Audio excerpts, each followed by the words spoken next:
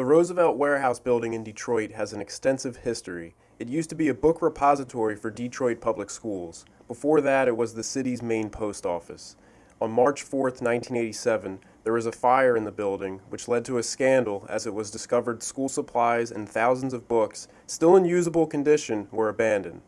Many now know of and remember the building because in January of 2009, a local reporter got a tip about a dead body found frozen in ice at the bottom of an elevator shaft in the vacant warehouse. He called the police.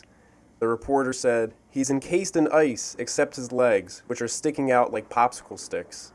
The reporter was told by the emergency services that the body would be retrieved. The next day, the reporter went to the vacant structure to find the body was still there. Two more calls were made before authorities visited the site to extract the body. The ice around the body was cut using saws, and the body was removed. Investigators said they believed the body had been there for several months. Now, the body was originally discovered by a group of urban explorers who had been making trips to wander the vacant structure since 2004 and also used the basement of the abandoned Roosevelt warehouse to play ice hockey.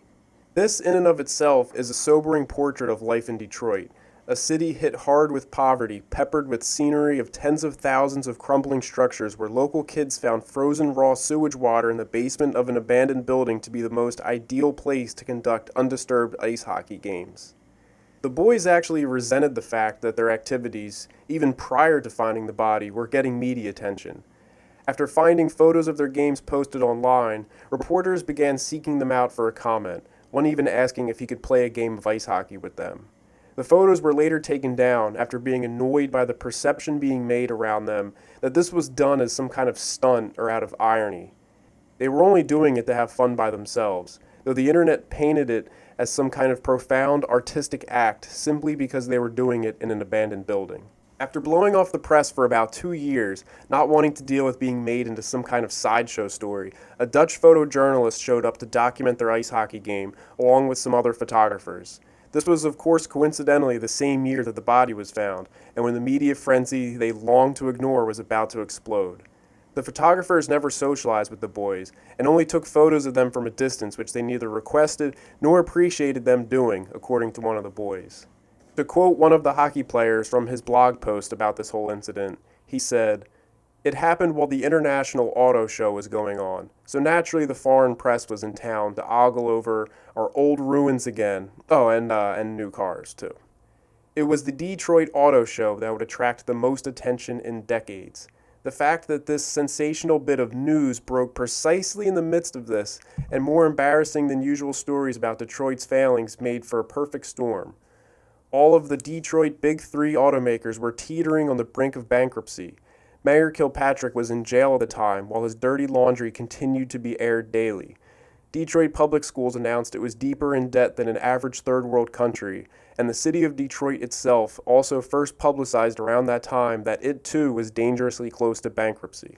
It was Detroit's darkest hour, which meant that more journalists than ever were paying attention to what was going on outside Cobo Hall than what was going on inside. If you recall, this was also the year that Cobo Hall itself developed a pretty embarrassing roof leak during the auto show, further illustrating just how comprehensively decrepit Detroit was. The man found frozen in the ice was the proverbial straw that broke the camel's back. The world's eyes were already fixed on Detroit and its surreal, aforementioned crises, but with the addition of that last piece of insanity, kids playing hockey around a dead man's leg sticking out of the ice, it was the tipping point that made everyone stop and say, "What the f is going on over there in that city?" It arrested the national limelight, even despite the fact that a mere week prior, America's first black president had just been inaugurated, understandably getting Detroit's population in a stir. Finally, the entire world was really paying attention for once and asking just what was going on in Detroit, as opposed to the typical momentary distraction at what most people's minds usually amounted to little more than a brief sideshow before the weather report came on. With the reporter's outrageous story, his crazed commentary about it on TV, and the Detroit News editor's choice to run a photo of a corpse on their front page, it was enough to snap people out of their usual suspended disbelief and truly realize what a fucked up place this city is and how seriously wrong things are here. He points out that when they began exploring abandoned buildings and posting photos online, It was with a goal of raising awareness of Detroit's condition and not just some kind of gawking, selfish, ruin porn gallery. And then one day the explorers noticed the body submerged in the ice.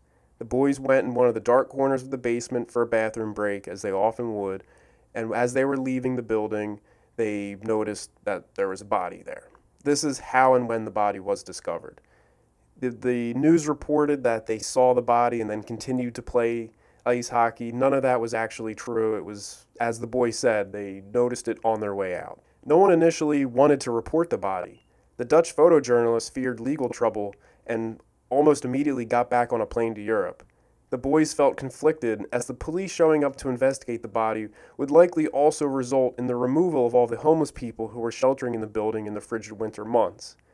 As it turns out, the men who were living in the abandoned building knew about the man's death since the summer night it happened, and claimed to have known him while he was still alive.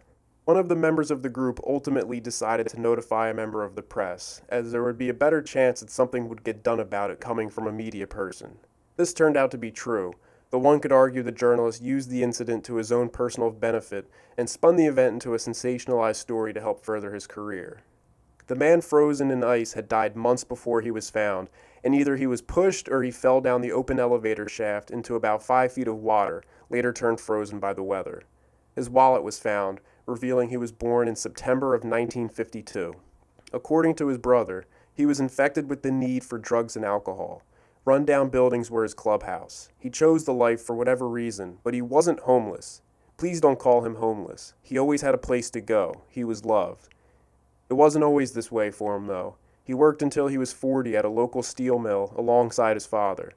One of his other brothers died of an overdose at that time, and that's when I seen the change, his brother said. He was very close to him. The coroners revealed that the dead man found frozen in ice had died of a cocaine overdose. His autopsy showed no broken bones, no wounds, and no water in his lungs, which means he did not fall into the flooded shaft and drown. Most likely, he was smoking cocaine with somebody and he died. His party pal may have panicked and tossed his body down the water-filled shaft. In the closing statement of one of the hockey player's blogs, he says, "I realize that the mass media is what it is, and that the reporters are what they are, which is why I dropped journalism as my major in college. But I just wanted to clear the air a bit. Did it matter what the reporter wrote wasn't completely accurate? No. What does matter is that it got the world to pay attention to Detroit on more than a cursory level.